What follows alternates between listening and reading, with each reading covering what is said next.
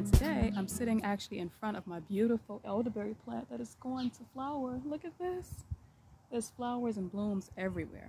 But that's actually not what I want to talk about today. What I want to talk about today is what has been terrorizing my garden. So it's June, and June comes all of the pests. We have squirrels digging, we have cucumber beetles eating, we have worms, caterpillars eating random things. We have, did I say cucumber beetles? Slugs. We have a slug infestation going on at the moment. We have aphids like crazy because the black ants are farming them all over the place. We just have like an explosion of different insects on top of the birds that I know will be trying to get at my blueberries soon. So we just have a bunch of issues that we need to kind of correct. There are several methods for how I deal with each individual pest. And some things, like birds, which can be pests to some degree, can actually be beneficial in getting rid of other issues. So I will be at least telling you guys, at least showing you guys some of the damage in the garden, and then also showing you a couple of ways that I actually, a couple of ways or some things that I use to actually deal with some of the issues in a garden. So if you are also having issues or just kind of curious about how to deal with issues when they will arise or when they do arise, then stay tuned and I'll show you what I do. All right, so I'm going to try to do this, but the sun is just beaming down here. But there are 4 different ways that I actually protect my garden against things that want to attack it or kill it. The first is actually through a scent deterrent. And scent deterrents include things like fertilizers. So if you're actually using like compost teas, your fish fertilizers, your comfrey teas, even something as simple as just lime oil or tangerine oil, anything kind of tropical, those things tend to scare away a lot of things. Like squirrels, for example, don't usually like the smell of really bad fertilizers. Cats don't either. I have used mothballs in the past. I'm not going to advertise it here though, because you do need to use mothballs in a way that when they melt, they won't actually leach into your soil. But I have used those. They're a really good deterrent for cats. But we do have lime oil. We have your fertilizers. So really good there. And then we also use neem oil as well. I don't have any neem oil here just because I stopped using neem oil last year. It actually literally burned a hole in some of my plants, especially if you use any type of dish soap, which you have to use in order to have the oil bind with the water. But if you don't rinse it off, it literally, especially with how intense the sun is, it will burn a hole in your plants. So I actually just stopped using it. And just like essentially, if it was just for the scent, you can use essential oils and just sprinkle them around the perimeter without actually getting them on your plants. And it does seem to do the job at deterring your cats if they're digging, your squirrels if they're digging. Some compost teas will actually deter certain bugs like cucumber beetles, which are attracted to the scent of the flowers on your squash. May not be foolproof ways, but you can at least start the season off by just spraying the leaves down with your compost teas and with your essential oils. The second thing is a physical barrier. So physical barriers by the way of like dollar store trash cans, insect netting, even like your plastic forks, anything that can actually create a physical barrier between the birds from eating your strawberries or digging into your salad green area, just trying to plant nuts, but they're also uprooting your plants.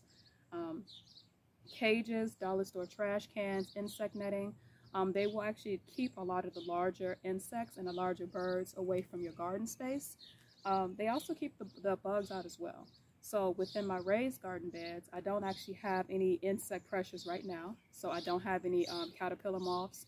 I don't have any, I don't see a large population of cucumber beetles in the raised beds. And the vegetables are actually very well intact. So I definitely do like insect netting. The only drawback with the insect netting is that it doesn't let the bees in. I only grow up plants in the raised garden beds that don't require pollination. So that is your salad greens, your fall winter greens, those items, and maybe even some root vegetables. Anything like tomatoes, like peppers, where it requires pollination to actually produce the fruit, you may not want to go with insect netting because you're not going to have any fruit in that regard. So physical barriers actually allow for your garden to be protected from the things that will want to like harm your plants. The third thing that I actually use are chemical barriers. So your things like your BT, which is really, really great against any type of caterpillar. I don't find that it works so great against Japanese beetles unless you catch them in the grub stage. And so if you do use this over the winter, it might be a really great way to actually prevent a large population of Japanese beetles from infesting your garden space. But for the most part, I do find that it's very beneficial to use for just different, like your caterpillars, your green caterpillars that eat everything, the cabbage, the caterpillars. So I do find that works for that. I do say though, and it does actually say it on the instructions as well, that you do want to fully wash your vegetables. If you have sprayed this within, well, you want to wash them anyway, but you definitely want to make sure that you're washing them really well. If you are using the solution, you don't want to ingest this. And obviously after rain, you do need to reapply it. So that might be the only two drawbacks with this, but for the most part, it does work. And it is an organic solution. So if you are organic gardening, BT would not mess that up. So I do find it very helpful. Another chemical solution, in this case, would actually be your diatomaceous earth. So I use diatomaceous earth a lot because it gets rid of a number of different insects. I have found it very, very helpful with cucumber beetles, with Japanese beetles. I have found it very helpful with even aphid population. Be mindful though with your diatomaceous earth that you do want to spray this early morning. So don't be like me and spray this like at noon when all of your bees are out, all your pollinators are out. This does not distinguish between a good insect and a bad insect. So you don't want to spray this and have the powder just go all over the place and just kill your bees.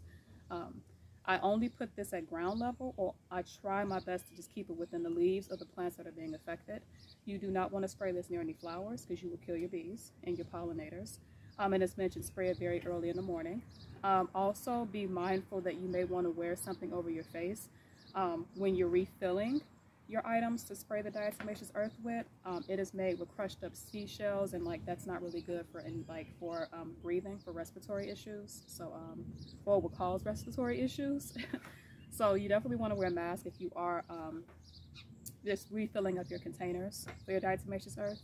And then, as mentioned, you will need to reapply this after a rain. So that might be the drawback with BT, well, diatomaceous earth, but I have found that it's very effective against your cucumber beetles specifically, especially if you catch them early. And then I also find for the fourth solution, actually having natural berries, or not natural berries, but also having a living solution to dealing with your pest issues. So the first one is actually the fact that birds are a pest issue. Birds will, if they're thirsty, they will peck at your tomatoes. They will obviously eat your blueberries. They'll eat everything. And so will the raccoons and everything else. But the birds in particular, they will go after your fruit.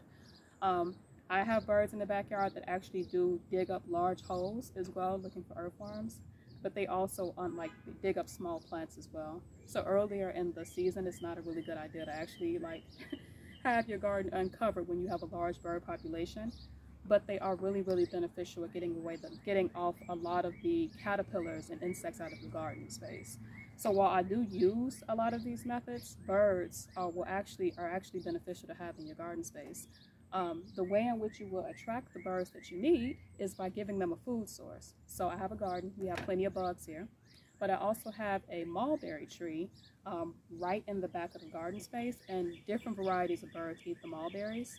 I also make sure that I have different stations for watering, like different watering stations and bathing stations for the birds just around the garden space. This works for two reasons. A, they need a water source, so they'll stay close if there's a water source nearby that I constantly clean out like every other day. But it also gives them a source of water where they don't attack your tomatoes.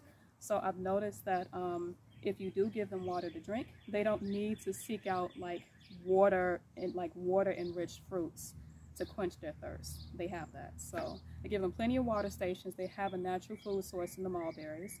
And then they also have a garden that is full of insects, and so they stay around and they help me out. Last year, I didn't see any tomato hornworms, and I did not have to spray so much BT on that because the birds took care of it. You also have a lot of beneficial insects, such as your ladybugs, your praying mantises. Within my second year gardening, I actually purchased a big bag of ladybugs from the local nursery, as well as a praying mantis sack. And I thought they all flew away, but in the fall I noticed a ton of them over my asparagus patch, and I noticed huge praying mantises all over the property, and so it must have worked, and they love the gardening space. Just make sure you have small basins of water in certain areas because they also need water. And it's one of the reasons why I don't get rid of the aphids so much, because you want to have a food source to attract your ladybugs, and the aphids will essentially attract your ladybugs. So for some of the plants that the ants are farming the aphids on, I kind of leave a few of them alone because I do want the ladybugs to have a food source. So, but if it's getting outrageous, well, if you notice that there are a lot of aphids on your plants, the first thing to take note of is how healthy are your plants. Are your plants sick? Do they need to be watered? Do they need to be fertilized? Do they like the location they're in? A sick plant will attract insects. And so you don't want to be treating with a lot of chemicals. Namely for aphids, it's probably just a diluted soap solution in just like a little spray bottle. You can do that, but you don't want to be treating with a lot of chemicals and your plants are sick. It's just going to kill them all. So make sure your plants are healthy.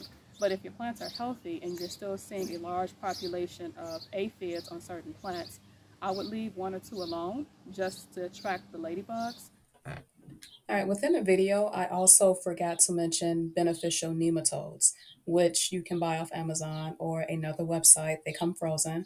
I usually purchase those in mid-fall, and I apply them before the winter sets in. And then, yeah, just to keep attracting your ladybugs. There's certain plants that ladybugs are attracted to. There are certain bugs that praying mantises are attracted to. They do need a space to overwinter, so make sure you have little crevices for them to overwinter. I do say don't cut back a lot of your plants that you see them on until at least early spring to give them a chance to go through their stages. So for the asparagus, for example, I didn't actually cut those down until about April because the larva stage of the ladybugs was hibernating in the asparagus patch.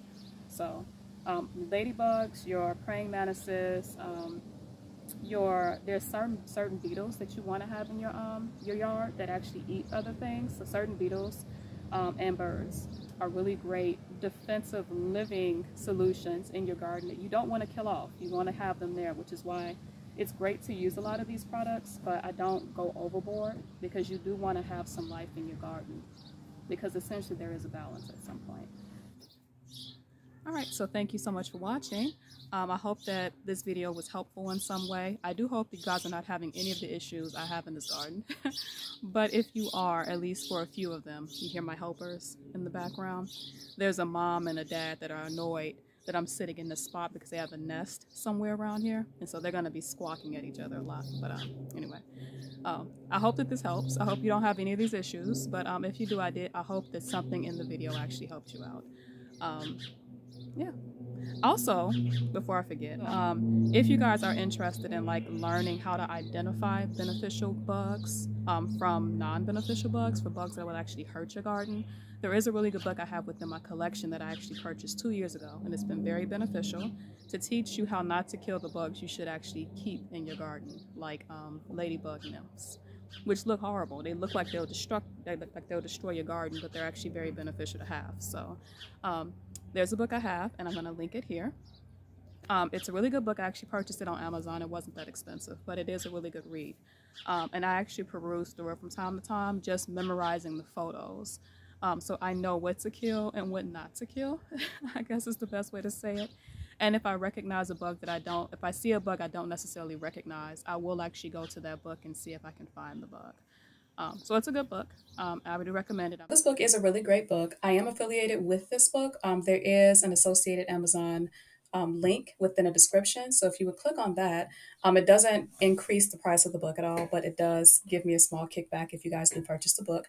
But even before the affiliation, I actually have this book within my personal collection. So I definitely recommend it for anyone that is interested in learning which bugs to take out and which bugs to maintain and to help thrive within your garden space. But anyway, thank you so much for watching, and you have a great day. Peace.